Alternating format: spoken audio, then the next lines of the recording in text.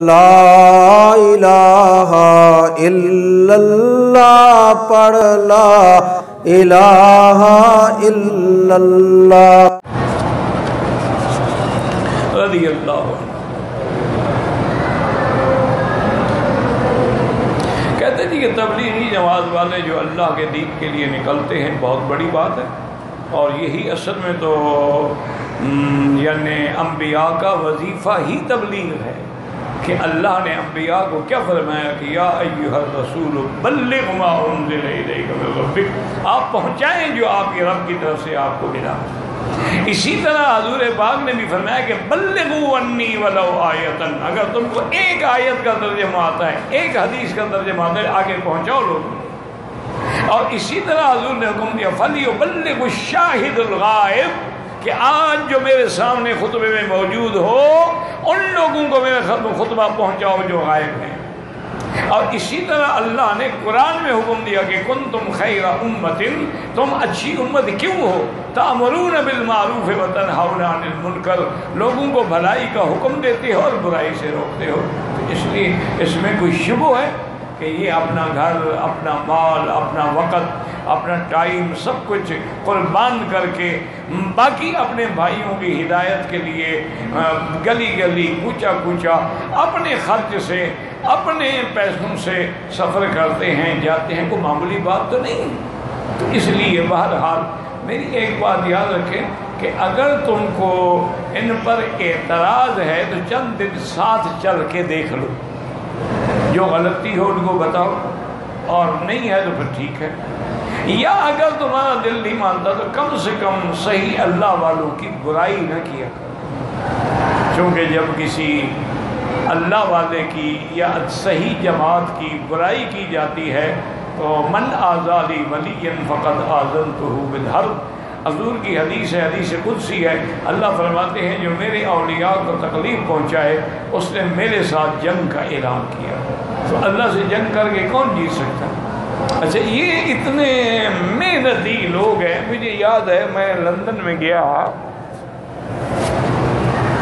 تو وہاں ایک علاقہ ہے، پتہ نہیں یاد، بلیک پول، سمندر کا کنارہ ہے اور بڑا ہی خوبصورت علاقہ ہے۔ وہاں ہم جا رہے تھے تو میرے ساتھ موسیٰ بھائی جو میری گاڑی چلا رہے تھے، بڑے اللہ والے آدمی ہیں، انہوں نے کہا جی کہ یہاں کا وہ واقعہ ہے کہ کچھ تبلیغی جماعت کے لوگ آئے۔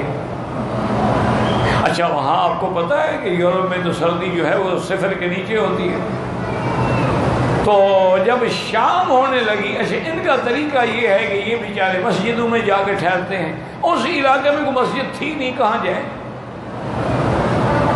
کہتے ہیں کہ بڑے پریشان ہوئے کہ بھی اب کیا کریں، تو سیدھے وہاں گئے جو ان کا گرجا تھا، وہاں گئے اور وہاں جو ان کا پادری تھا اس کو ملے اور ان سے کہا کہ بھئی ہم مسافر ہیں اور ہمارے پاس کوئی ٹھکانہ نہیں ہے، ہم نے صرف رات گزارنی ہے، اگر تم اجازت دے دو تو ہم رات گزار دیں۔ انہوں نے کہا مجھے پتہ ہے تم تبلیغی جماعت کے لوگ ہو، لیکن ایک بات ہے، میں اس شرط پہ اجازت دیتا ہوں کہ تم یہاں رہتے ہوئے کوئی تبلیغ نہیں کرو گے، کوئی تقریر نہیں کرو گے، کوئی کتاب نہیں پڑھو گے، کوئی ایک دوسرے کو نصیحت نہیں کرو گے، خاموشی سے اپنی رات گزارو۔ اس نے بہرحال جگہ دے دی۔ اب تہجد میں امیر نے کہا کہ بھی وضو شروع کرو، نماز پڑھیں، باقی تو کتاب پڑھنی ہے، ہم نے وعدہ کیا ہے اس سے۔ اور نماز پڑھنے کے بعد امیر صاحب نے سب سے کہا کہ رو رو کے اللہ سے دعا مانگو کہ یا اللہ اس بندے نے کافر ہو کر ہم مسلمانوں کے لیے مندر کا اپنے گرجے کا دروازہ کھولا ہے، آپ تو قادر ہیں اس کے سینے کا دروازہ بھی اسلام کے لیے کھول دیں اور اس کو جہنم سے بچا لیں۔ اور رو رو کے وہ چھپ کے دیکھتا رہا اور سنتا۔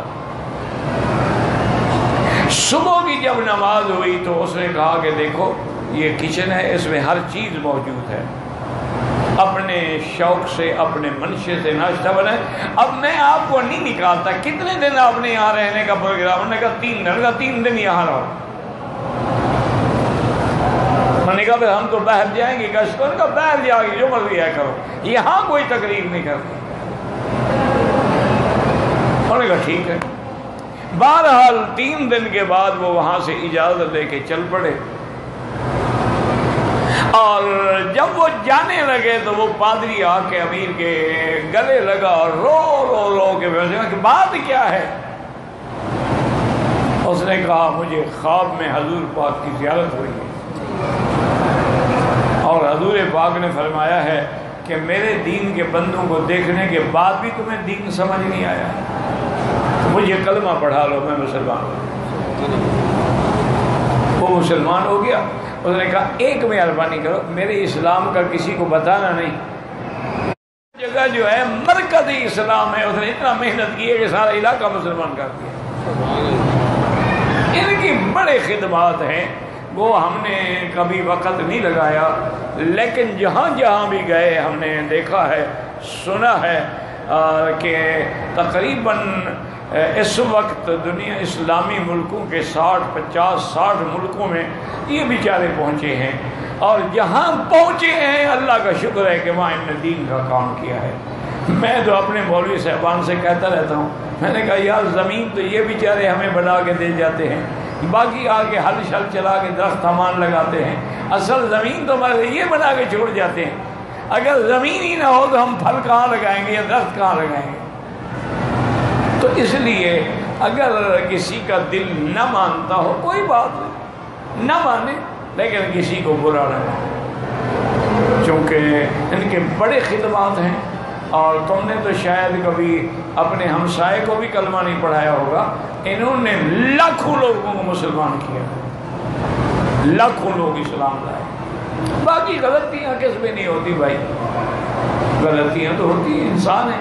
اچھا پھر ان میں کوئی سارے عالم تو ہے نہیں، ان کو تو جو مل جائے ساتھ لگا لیتے ہیں نا۔ اس میں دکاندار بھی ہوتا ہے، کرایہ دار بھی ہوتا ہے، اس میں وکیل بھی ہوتا ہے، اس میں ماسٹر بھی ہوتا ہے، کوئی پڑھا لکھا بھی ہوتا ہے، کوئی جاہل بھی ہوتا ہے۔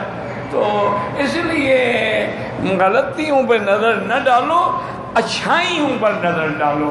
باغ میں جاؤ تو کانٹے نہ گنتے رہو، گلاب کے پھول پہ نظر ڈالو، باقی گلاب کھلتے کانٹوں کے اندر ہے۔